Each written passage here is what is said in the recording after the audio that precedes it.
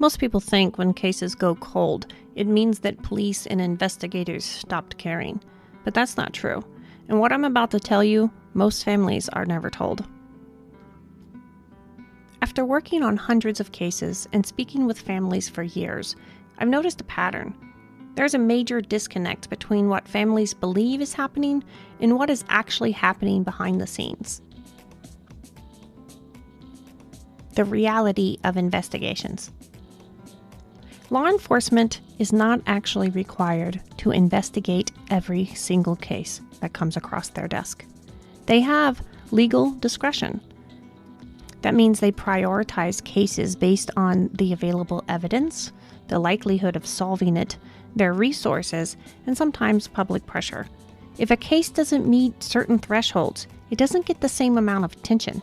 That's not emotional. That's actually practical. Of course, we all know the cases that don't get enough publicity because of corruption, but it's not always corruption that hinders cases. And speaking of corruption, I'm going to say something that people don't like to hear. You see, corruption makes great conspiracy theories, and it looks really well in the movies. But unfortunately, it's not always such an easy answer, and it's not always corruption. Sometimes it's a lack of resources, especially in rural areas. There's a lack of education, there's a lack of ability. Not everyone has the same types of labs and specialized teams to conduct the research that's needed. It doesn't mean they don't care. It doesn't mean that it's some conspiracy. It doesn't mean that it's corruption. Sometimes it's a lack of tools.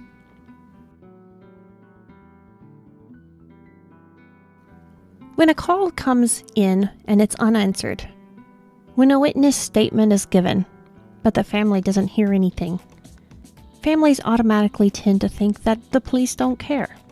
In reality, they don't realize how many cases a police department has.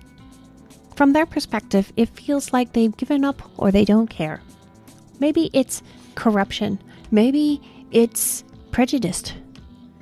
Whatever the reason is, the families rarely come up with a good explanation. In reality, law enforcement can only chase leads as far as they go. They can't come up with wild conspiracy theories to solve the case. They have to have evidence. Now, that doesn't mean the conspiracy theory isn't true, but it does mean that they have to have evidence, something they can take to court and prove to a judge and jury that the theory is true. And we actually want this as a people. We don't want police to be able to come up with all kinds of conspiracy theories and accuse innocent people of things they didn't do. So this law is actually there to protect the families, but sometimes it's hard to understand why things take so long. Communication. I think as a society, we are forgetting how to communicate appropriately. In our family units, with our friends, we don't even write in full sentences anymore. We text a bunch of random letters and the other person is supposed to know what they mean. Unfortunately, this lack of communication also affects investigations. Police don't have time to be on the phone. They're out, boots on the ground, investigating cases. It may not be your case, it may be the next case down the line, but they don't have time to be on the phone. And when a family member calls needing to hear something, the last person that you get a hold of is the detective actually working the case. In reality, families need a consultant. They need a go-between because you're dealing with two different types of brains. You've got one mind who is on the analytical side trying to find facts and evidence and statistics. You have the other one that's traumatized, emotional, and not thinking straight. Neither one of them are wrong, but to communicate between those two, it's almost as if we need an interpreter. To make matters worse, a lot of times families get hooked on one narrative, and it doesn't matter where the facts lead.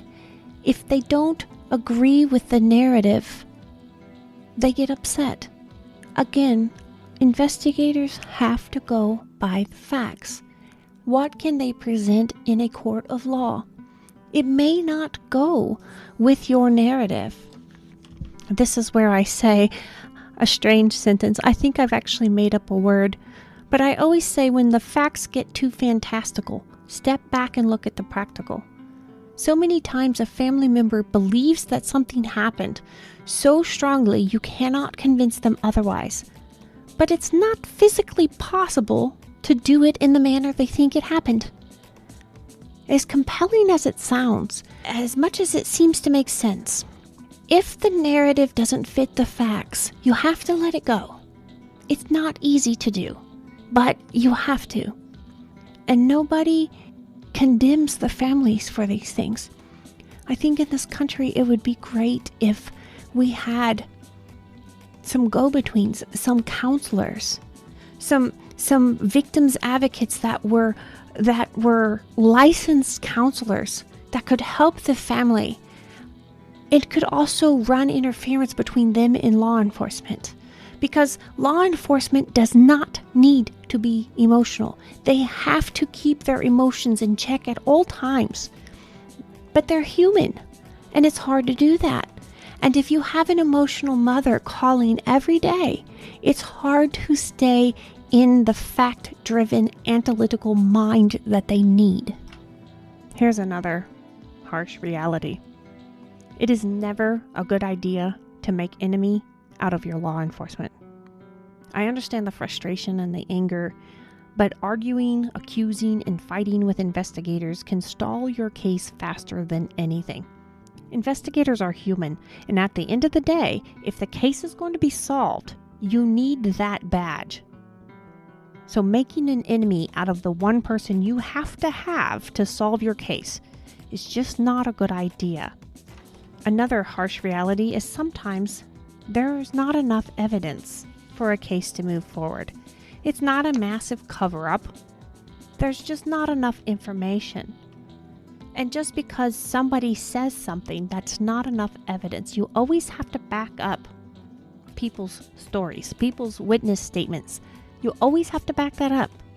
And if you can't back it up, then the witness statement isn't as valuable as families tend to think they are. What actually helps your case? New evidence, new witnesses, new information. All of these things can help your case. Of course, we like to watch TV, and on those cases, somebody comes up with some new DNA evidence that nobody had ever thought of, and the case is solved within 30 minutes. Unfortunately, I've had cases recently where the case is decades old and the DNA evidence wasn't preserved properly.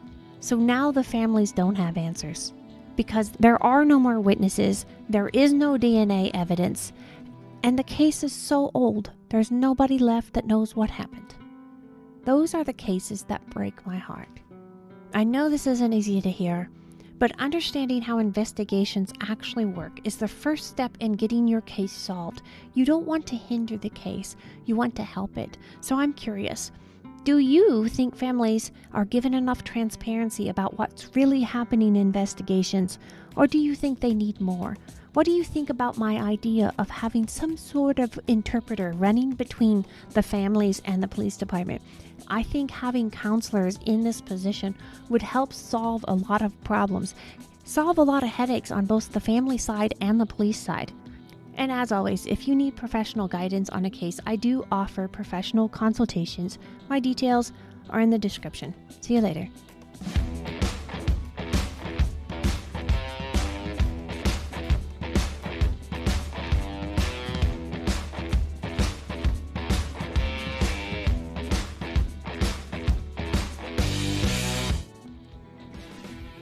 Today's episode is brought to you by Bones Coffee Company. You can forget about boring coffee when you drink Bones Coffee. Not only do they offer a variety of flavors such as strawberry cheesecake and maple bacon, they are a family-owned company that puts great detail not only in their coffee, but in the artwork that comes on each individual bag. Bones Coffee has a coffee club that will deliver your favorite coffee to your door every month. If that wasn't enough, they also have some amazing swag to offer. Check out Bones Coffee Company today. I'll have my affiliate links in the show notes for you.